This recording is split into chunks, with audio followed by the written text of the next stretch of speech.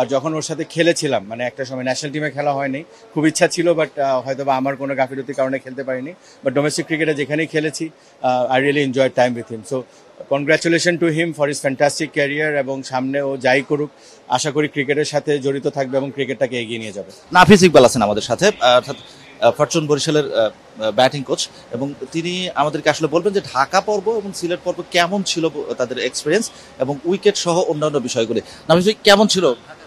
Fantastic. আমার মনে হয় যে প্রথম পর্ব ঢাকা ক্রেডিট দিতে হবে, যেভাবে উইকেট প্লে করছে এবং হাই স্কোরিং গেমগুলো হয়েছে, এবং দ্যাট ওই জিনিসটাই কিন্তু সিলেট আবার সুন্দরভাবে ওইটাই ধারাবাহিকতা হিসাবে রেখেছে।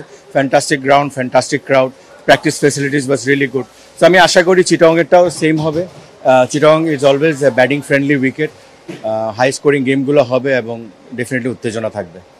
নানা কারণে মানে ডিফারেন্ট এবারের বিপিএল। আমি যদি আপ টু বটম ধরি, অনেক তরুণ ক্রিকেটার আছে, নতুন ফ্র্যাঞ্চাইজি এসছে, পুরান ফ্র্যাঞ্চাইজি নতুন করে এসছে। তো সব দিক দিয়ে আবার তার সাথে যুক্ত হয়েছে যে উইকেট, ব্যাটিং প্যারাডাইজ উইকেট। তো সেই দিকটা যদি বিবেচনায় বলি, যে আপনার কাছে কতটা নতুনত্ব নতুন লাগছে?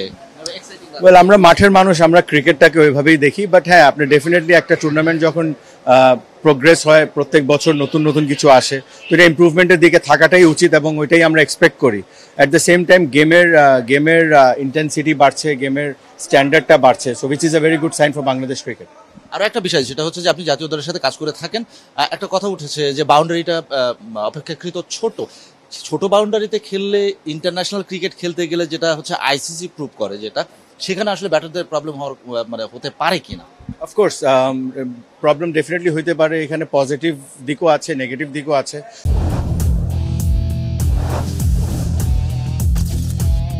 যারা বিবেচনা করেছে তারা হয়তোবা চিন্তা করেই বিবেচনা করেছেন যে কেন ছোট বাউন্ডারি দিয়েছেন। আপনি যদি ব্যাটারের কথা চিন্তা করেন, তো আপনার কাছে মনে হবে যে যখন আপনি বড় বাউন্ডারিতে খেলবেন তখন এটা আবার নেগেটিভ দিকে আসবে। আবার ফাস্ট বলারদের দিক থেকে বা যে কোনো বলারদের দিক থেকেও আপনি যদি চিন্তা করেন, তখন এই জিনিসটাও আসবে যে কিভাবে মানে এভাবে রিস্ট্রিক্ট করা যায় সব ছোট বাউন্ডারিতে। তো পজিটিভ নেগেটিভ দুইটাই আছে। যারা এই সিদ্ধান্তটা নিয়েছেন তারা হয়তো বা ভেবে চিন্তা করে নিয়েছেন। সাগরিকার বাউন্ডারিটা আসলে কেমন দেখলেন? স্ট্যান্ডার্ড বাউন্ডারি নাকি ঢাকা সিলেটে যেরকম হয়েছে সেরকম? আজকে প্র্যাকটিস করেছি, বাউন্ডারি দেখিই নেই। সো এখনো বাউন্ডারি ওরা মেজারমেন্ট করেনি, হয়তো বা একদিন আগে করবে, তখন বোঝা যাবে। একটা নতুন দ্বৈরথ দেখতে পাচ্ছি। আগে যেরকম আবাহনী মোহামেডান দেখা যেত ফ্র্যাঞ্চাইজি লিগে, বিপিএল এ Fortune Barishal versus Rangpur Riders, এই দ্বৈরথটা আসলে কতটা উপভোগ করে? ক্রেডিট দিতে হবে আপনার রংপুর, যেভাবে তারা ক্রিকেট খেলছে এবং তারা সোশ্যাল মিডিয়া যেভাবে একটা সোশ্যাল মিডিয়ার যে যুদ্ধটা বলে এটা করছে, উইচ ইজ ফান। আমার মনে হয় যে এটা স্পোর্টিংলি যদি আপনি দেখেন, এটা একটা ভাইব ক্রিয়েট করে এবং এটার জন্য টুর্নামেন্টটা ভাইব পায়। ব্যক্তিগত একটা প্রশ্ন করি, সেটা হচ্ছে যে আপনারা যখন ক্রিকেট খেলতেন, আপনি যখন খেলতেন, এত ফ্র্যাঞ্চাইজি লিগ ছিল না, এত ক্রিকেট ছিল না, ঘরোয়া লিগে একটা মানে সার্টেন টাইমে সীমাবদ্ধ ছিল এবং জাতীয় দলের খেলাও খুব কম হতো। একটু আফসোস কিংবা ক্ষোভ হয় কিনা আমার সময়ে কেন এত খেলা ছিল না?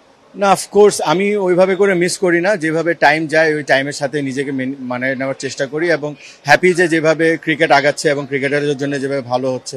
সো এটাই চাই, এটাই দোয়া করি যেন ক্রিকেটটা ভালো দিকে আগাক। বিসিবি যেভাবে কাজ করতে চায় এভাবে যেন কাজ করতে পারে আর উন্নতির দিকে যেন যেতে পারি। সো ওভারঅল ক্রিকেটের জন্য ভালো হবে, আমাদের ফ্যান বেসের জন্য ভালো হবে। লাস্ট অন নাফিস ভাই, সেটা হচ্ছে ছোট ভাই অবসর নিয়েছে, পুরো ক্যারিয়ারটাকে যদি এক্সপ্লেইন করেন অ্যাজ এ ক্রিকেটার, নট ছোট ভাই, কেমন দেখলেন তামিম ইকবালের ক্রিকেট ক্যারিয়ার? Well, fantastic. মানে ওর স্ট্যাটসই তো এটা বলে দেয়।